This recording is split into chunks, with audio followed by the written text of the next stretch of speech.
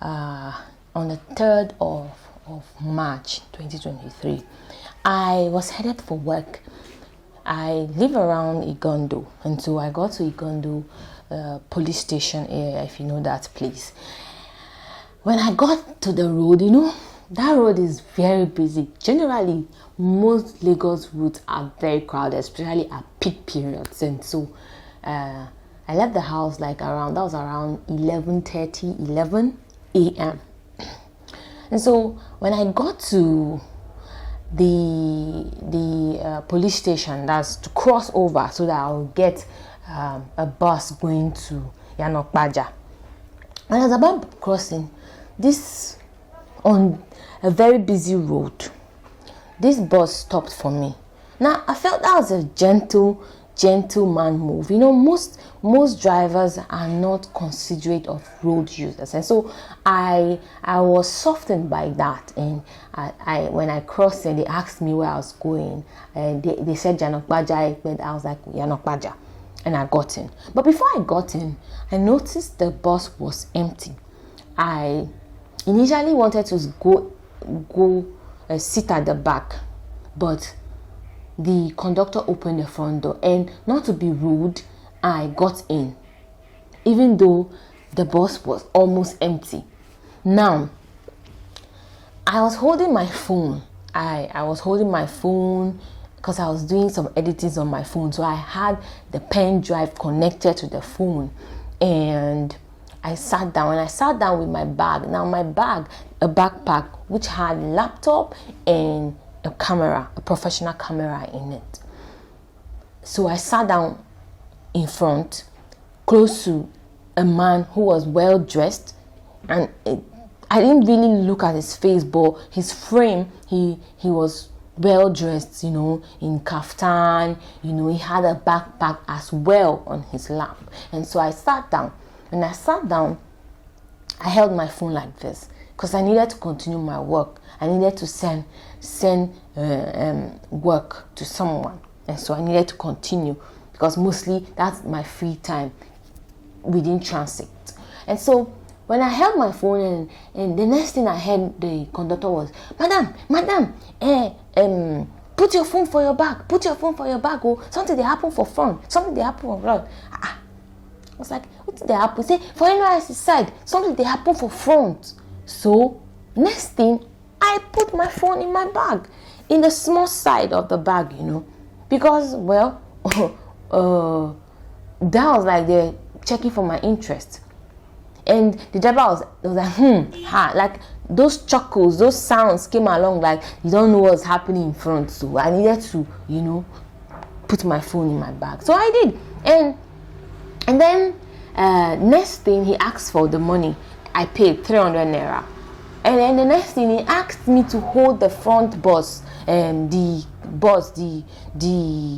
door, the area, the upper side. There was this rubber. I said that the door was not well closed, so he needed to do something. I needed to adjust something because he was behind, standing while the bus was moving. That's the typical Lagos conductor public transport way. So he as he hung on the bus, he was trying to close the door while he asked me to hold the rubber with my hand like this. I was trying to adjust that rubber. I was wondering. So when I was doing it, he now said, Madam, I use two hands. The thing that they do. So I used two hands like this.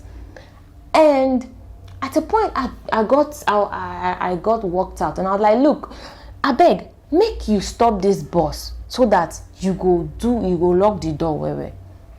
Then there was a pause for some seconds or minutes, maybe not close to a minute. Then the driver has to make it stop. Then they stopped. Now we had gotten to NYSC. Now if you know Igondo to NYSC, it's not a distance. So when we got to NYSC, now mind you, when they asked me to put my phone in my bag, I put it in the bag. I wanted to put my bag in between my legs, inside the bus, like where down. But I saw that the one that was sitting beside me also had a backpack and held it, just put his hand. So I felt like, okay, why not do the same? So I did the same. Something in me wanted to also bring my camera out though, so that I would capture what was happening. But I was withdrawn, so I held myself. So when I got down from the bus, so that supposedly they would adjust the door, they drove off and dropped my money. The bus drove off and dropped my money. I was like, what's happening here? I was shocked. I couldn't even shout because that place is scant. People are not there. And I was wondering what had happened. Just for me to check my bag, my phone was gone. And the next thing, I was looking for a bike. I wish there was a bike so that I would chase them. But there was no bike. And I was like, okay, I'll have to take the next bus and chase them. So I got into the next bus and I narrated the story to them, and they were like, oh, this is a regular thing that happens along this route. In fact, you're lucky they didn't even take you away, that they do take people get missing on this route a lot. I was like, it's in the daytime, for Christ's sake. He said it's not about the time, that's just what they do. So for all I know, they've turned down or they pass another route and they'll go back and that's all they do. They are not actually out to work. They are just out to steal, or probably take people and go and kill. So I was like, okay, because I wanted to drop, because I saw a bus that looked, they were like, there's no point that even if they see me, they're going to speed off or whatever. So the next thing was to get to the bank so that I'll get my account blocked. But the banks are heavily crowded. Now I got to GT. It was bad. I didn't get down. I saw the crowd. I was like, no, this is not going to work. This is because I looked at the conditions around, If I get to the bank and they've already cleared my account, how will I get home? So will I have to be begging people for money? The best was for me to get to the office, so that no matter what, I will take care of everything and will be able to still get back home. So I got to Yanokwaja, took another bus and got to Agege, transferred the money from my account to another person's account, made a call to a digital banking app which has a loan facility as well. I had to call them because I was like 300 something worthy of loan, and I didn't want them to go and take the loan or transfer the normal money I had in that account, because in Nigeria, you cannot really rely on one bank because transactions fails and all that, and now that we depend solely on transactions, so I needed to have that as a second backup. But then I called them and asked them to block my account, so that they will not be able to transfer the money I had inside, and they will not be able to request for credit, loan, and transfer it out of my transfer it, and I'll be made to pay for it. So when I did that, I was calm a bit. Then I decided to call the service providers to also block the line, and later I did a welcome back. Now within this period which this was happening, I had to use my laptop connected to WhatsApp web to tell people that are close to me that, oh, this has happened to me. Then the next message I received was from a friend that she had made someone had transferred money to my account. Like, this person was supposed to transfer money since last 2 weeks. Yes, the person had been delaying, and the person decided to choose when I was robbed to transfer money. So I was like, please, if the money has has not been transferred, if the person is deciding to transfer the money, the person should not bother because I have been robbed. But before I know it, the person, I checked my other WhatsApp communications. I saw that the person has sent me a receipt of the transfer. So I did a welcome back, and then I accessed my account, and then I saw that they had transferred 38,000 and left 2,000 for me. They left 2,000 for me. They also tried taking a loan from the account, with the account. Now, how did they do this? They did this with the use of BVN.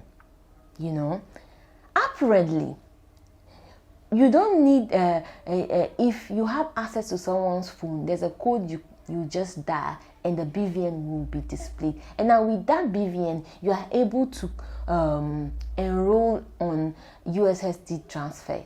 That's what they did. Enrolled on USSD transfer and transfer money out of my account.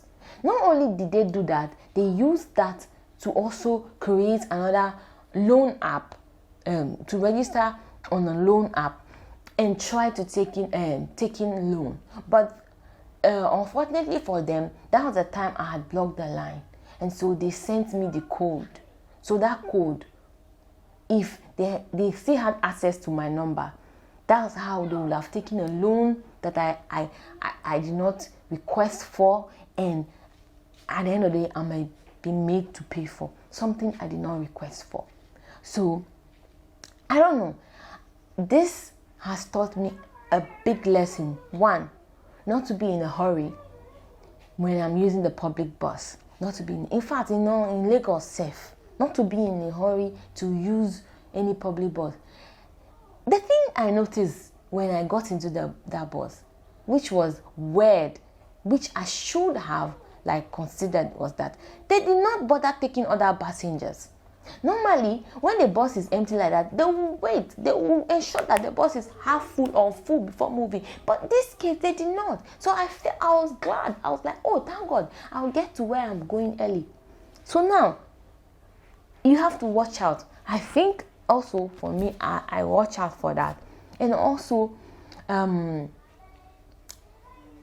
the digital banking service. I don't know if this BVN link with phone number is the best way, because I don't understand how someone is able to access your account so easily like that, and how someone is able to take loans on your behalf. I just don't understand. Apparently, when I went to complain about this to someone who was assisting with the network provider, to contact the network providers, she said that it was a regular case, that people come back and claim that because she is a roadside, she helped register Airtel people, Airtel prospective customers, and then contact them.